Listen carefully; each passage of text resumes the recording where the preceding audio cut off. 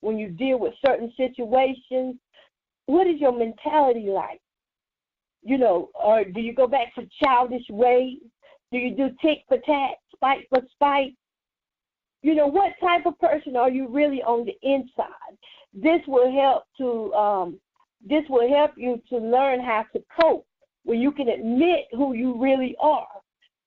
When you can admit to yourself who you really are, you can come up out of that stagnation. You can come up out of that zone where you've zoned out from reality and just stop living. Some people just stop living, period. They don't go out the house anymore. They don't associate with friends. They don't go to church. Even in church, y'all, let me get a sip of water. Okay. But I was saying, even in the church, hold up, I'm still sipping. Even in the church, I have found that there are people that was hurt by the church. Listen, they were hurt by the church. And so therefore, their spiritual life stopped right there at that moment when that one person said the wrong thing to them. They stopped their whole spiritual life.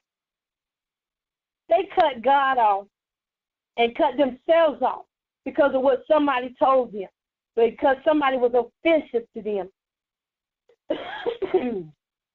Because somebody was offensive to them, they stopped going to church. Who did that hurt? It hurt them. It didn't hurt that person who was offensive. It hurt them. And they stopped right there. They didn't go any further. Only time they went back to church was for funerals, maybe a singing here and there, a program, but nothing that was going to keep them there. Y'all have to excuse me if I'm coughing. Nothing that was actually going to add to their spiritual life. They shut down on God because of what somebody else did to them. And that's a point I'm trying to get to in life. We're going to have people who's going to cause offense to us. We're going to have people that already labels us. They already got their mind made up about who we are.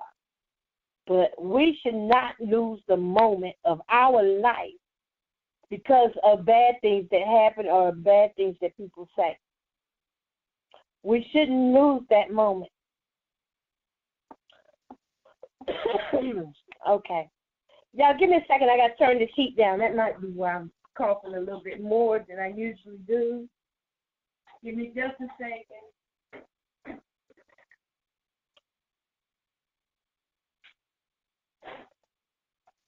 Really try to get this broadcast out tonight.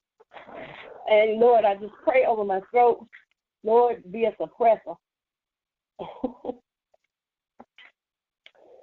Suppress this cough in the mighty name of Jesus. No, take it away. You're that big, I believe, God, that you can take it away if it's in your will. Amen.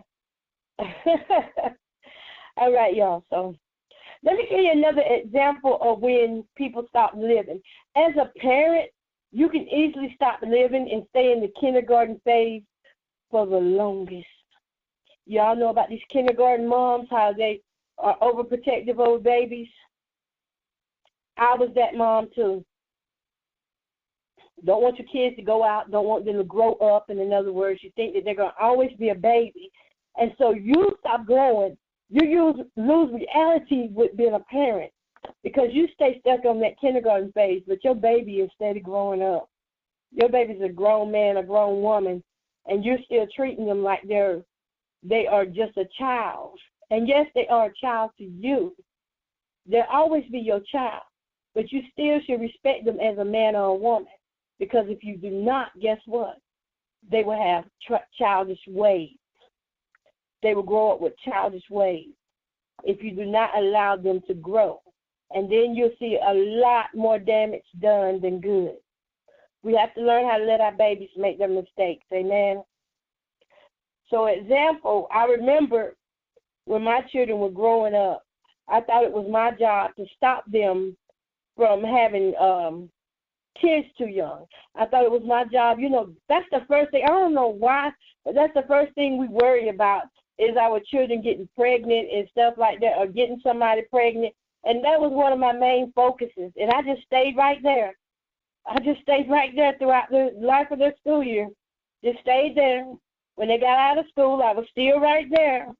Still right there. Losing touch with reality as a parent. Not growing as that child is growing. But staying right there where it's safe, where it feels safe at. Trying to keep my babies off of alcohol and drugs. Treating them like they're kids. But they're about 18, 19, 20, graduating. And still trying to hold that still safe spot right there for mom. But God has a way that he will allow a trial and a tribulation to come into your life that will shake you up. It will wake you up, and it's up to you to either trust him or deny him. And in my time of trouble, when it came to my time to grow up as a mother, I had to learn how to trust God in my situation. And that's what you've got to learn how to do, is get out of yourself. Get out of yourself. Stop.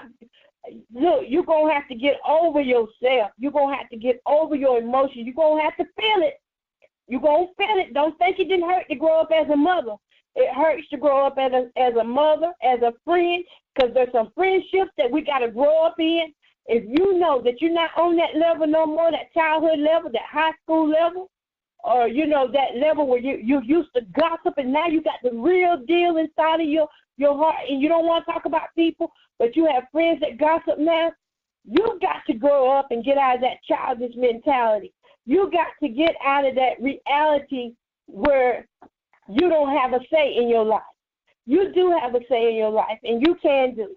We have a thing where we just want to play it safe and stay where it's safe and comfortable. But that ain't how God is. God will push you out there in the open.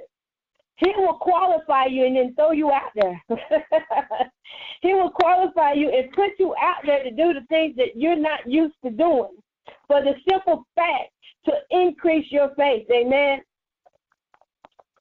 So we have to learn how to grow and stay focused on the Lord. See, the thing about what happens is when you focus on that one thing and you stay in that safe area, you miss the growth. As my children were growing up, guess what? Because I was in that safe area where mothers stay and be the little kindergarten soccer mom, football mom, I was in that safe area. So I actually missed the grow up of my children. Before I knew it, in my mind, they were still little kindergarten. But in reality, they were almost grown. They were almost grown, and then they were grown. So I missed the growth by focusing on the routine. Sometimes you can get caught up in these routines. You get caught up in these routines with your association to people. And I didn't have no good influences around me. I will say that I rarely ran into someone of really strong faith. I'm going to tell you, I rarely did. Most of the people who said they had faith in God, they wavered right there in my face. They were wavering in my face. So that's why your association is very important, who you associate with and how you look and see things. Now, whatever you're dealing with tonight, whatever you're going through or whatever you see a family member going through, the best thing to do is to stop refusing to face it. God doesn't have coward soldiers. We are not coward soldiers. We are strong. How we lose touch with reality is when we focus on the situation and not God. When we magnify the situation instead of magnifying God. When we begin to associate ourselves with those that are fearful to live and those who are always worrying, full of confusion, full of illusions, misery, stripes, and pain themselves, and have no way out. And I'm going to give y'all a good example. You ever see a grown woman about 40 years old and still acting like she's 16 or 17? Stuck on the look and missing the beauty in the growth. Not realizing that it's God's grace getting her to that age of 40, to the age of 50, to the age of 60. While she's focusing on her makeup routine and trying to still look young, she's not seeing the blessing in God getting her there, in God keeping her there. So we have to be careful how we focus on these routines that can hinder our walk with God, hinder how close we are to God. Amen. You need a reality partner. Somebody write that down. In 2019, we need to call on the real reality partners. You need somebody that will hold you accountable for what you are doing or what you are not doing. You need somebody who will speak the truth to you and not sugarcoat to you. And you need to reality check yourself. You need to do a self-check. Amos 3:3 says, can two walk together except they be agreed? That's what Amos 3:3 says. Who are you walking with in this season who you really don't agree with? And you wonder why you're out of touch with reality is because you're not walking with real faith believers. You can't mature if you're constantly hanging with immature people. You've got to get out of your comfort zone and get with people who are doing greater things than you. You've got to catch up. It's hard to learn when you're all on the same level. My goodness. It's hard to learn. If everybody is on the same level, then nobody's going to learn a thing because we're just going to swap. We're going to swap information back and forth, but none of it is going to be greater than.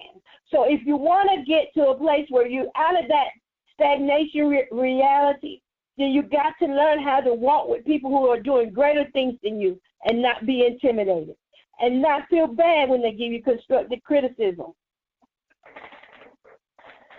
You got to walk with people who really, truly believe and trust in the Lord to take care of everything that they need.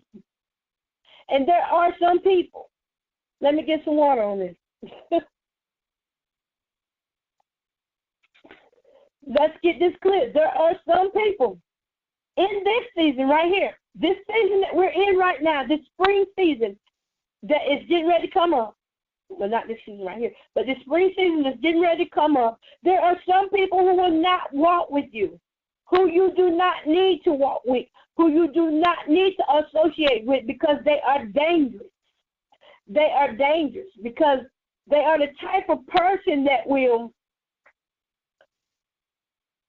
be comfortable with being in disorder and disobedience. They are comfortable being like that. And when that stuff starts to rub off on you, and you know that's not who you really are, you are taking your own self out of reality. You know that's not who you really are, so you don't need to even associate with them. There's just some things you ought to just say hey and bye to. There are some people that you just got to say hey and bye to. When you walk with disorder in your life, it throws you out of line. That's the second thing. Get back in alignment with who you really are. Somebody write that down. Get back in alignment with who you really are. You know in your heart that there are some things that you are desiring to do, and you don't have the money to do it, but you got the faith to believe that it's going to get done. Then keep walking in that path. You don't need people coming up telling you, no, that idea is too big. That's too big for you right there. You don't need people in your life who are going to keep downing everything that you do. If you're in a relationship that's really horrible, and I say horrible relationships where you got a man that does not agree with anything at all, every time you say something, he's just all in the opposite. He's all about confusion and not walking together, then you need to do a reality check. What is it about this man that is keeping you with him? Amen. What is it about him that you are so in love with that you are willing to give up your freedom, that you are willing to give up your ideas and visions that God has given you, that you have chosen this man over God, and by God's grace you're listening to this. By God's grace, you're listening to this and hearing this broadcast, and wondering, oh, my God, is she talking to me? Well, let me tell you, the Bible says, Amos 3